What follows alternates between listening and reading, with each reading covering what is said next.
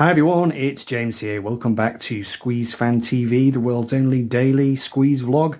And today I'm going to do a video all about Glenn Tilbrook's vocal prowess. I felt a bit guilty doing the video the other day about Squeeze songs that Christopher should have sung.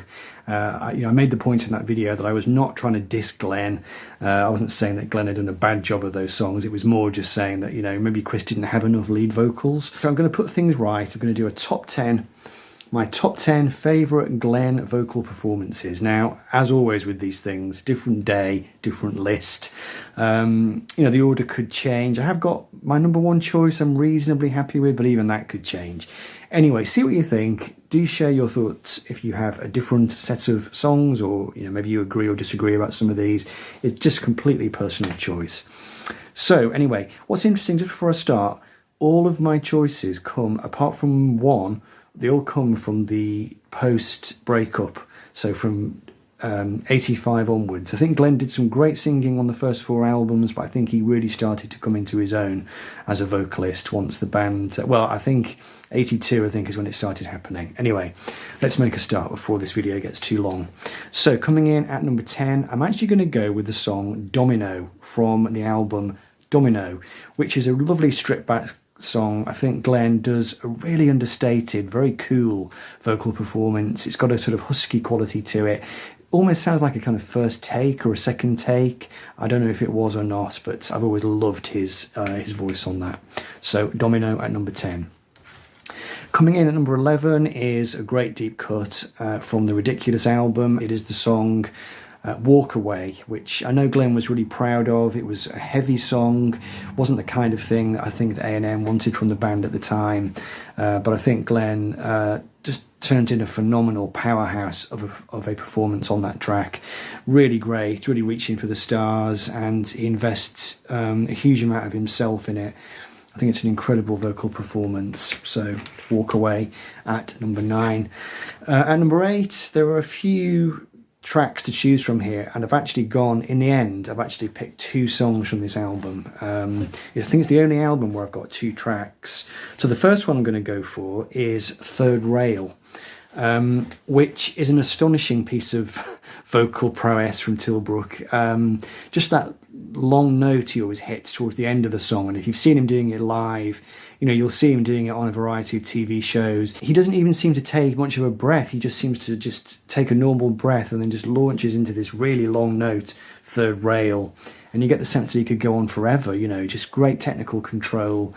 He really, really blasts through that song, and it's just, incredibly impressive.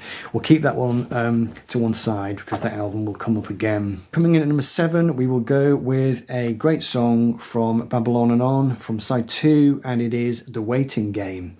This is a really good album, I think, for Glenn's voice. I think he turns in a really consistent set of performances, maybe sometimes a little bit too slick, which you could argue is the case for the music as well. But on The Waiting Game, he manages to imbue that with quite a lot of emotional gravitas, and it's just a very moving performance, long been a favourite. So The Waiting Game at number 7. Coming in at number 6, there were 2 songs I could have picked from this album. I nearly went for No Place Like Home, which is a great vocal performance, but there's a bit of technological trickery going on that song. So I thought instead I would go for Last Time Forever, which was one of the singles.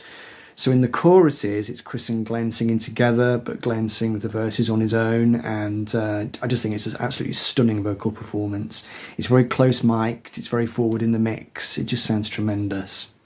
So there we go, Last Time Forever at number 6. Coming in at number 5 is the only song from the 78 to 82 Squeeze, and I think this is a fantastic album for Glenn. I don't think he, looking back, is too impressed with his vocals on this album. I think he's been quoted as saying he thought at the time that he was getting a bit too fancy and doing, some over-embellishment, but I think it's just fantastic. I think he was a bit ahead of the curve in terms of doing that kind of white soul thing that Paul Weller was going to go on to do shortly in The Style Council. There were 2 songs I considered for this. One is Points of View, which I think is magnificent, and and When the Hangover Strikes is brilliant as well. But I will go for The Elephant Ride, the final song on side 2, which is a stunning piece of songwriting anyway, really beautiful. And Glenn's vocal performance in that song is really moving. It's often reduced me to tears. When I was a kid, I actually used to cry during that song. It used to move me intensely. So yeah, we'll have that, The Elephant Ride, at number 5. Coming in at number 4, and I nearly put this at number 1 actually, and on a different day it might have come at number 1. But from the Glenn Tilbrook album, I will go for Love's Crashing Waves, the second song on side 1, and the first single I think from the album. I was playing this again the other night. It was late at night and I had it on quietly, and I was just lying there on my couch just thinking, what an incredible vocal performance. I think on this record, Glenn, he started writing tunes that were a bit different from what Squeeze had done. It was almost like he was learning a new style of songwriting, more of a white soul thing, I suppose. And he just seemed to develop this new vocal style, which he did carry through to the 85 incarnation of Squeeze. But definitely a very, very soulful vocal performance, great power in his voice, and obviously a great song. Quite a few I could have chosen from that record, but we'll have that, Love's Crashing Waves. At number 3, we're going to go back to Some Fantastic Place and the stunning vocal performance which he gives on the track It's Over on side 1, which is a great song anyway. Really a shame that it doesn't get played more often in the set list. He just does a really emotional vocal performance on this album. There are quite a few songs on this record actually where he seems to be drawing from a well of emotion. I think he just does a fantastic job on it. So yeah, high on the list, number 3, It's Over.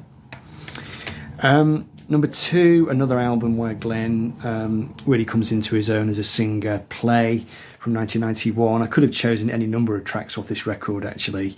In the end, I've decided to go with the third song on side 2, Walk a Straight Line, which again is just absolutely heartbreaking vocal performance. I love the way it's really stripped down. When Squeeze did this originally as a live song, it was an upbeat song. There is a live version of them doing it somewhere, isn't there, on YouTube? I forget where. But then they, at some point, they changed it to this kind of slow song, and Glenn just does an absolutely mesmerising vocal performance in Walk a Straight Line. Having said that, you could say the same of The Truth and Letting Go, any number of songs. So number 1 is a personal favourite. I don't know whether many people would agree with me. I just think this particular vocal performance, there's just something about it. He gets a kind of husky quality to his voice, slightly hoarse. Maybe he had a cold that day, I'm not sure. But number 1, I'm going to go with the song Peyton Place. I've already said what I was going to say about it, just that kind of hoarse quality, very emotional delivery, and just a wonderful song, obviously. And it's just a track I've always loved.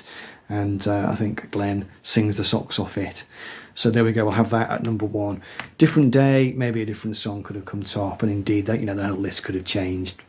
Anyway, let me know what you thought of my selection. Did I miss anything out? Are there any songs that you'd like to highlight? I'd love to hear about that. Do leave a comment below. And thanks for watching. I will see you in the next video.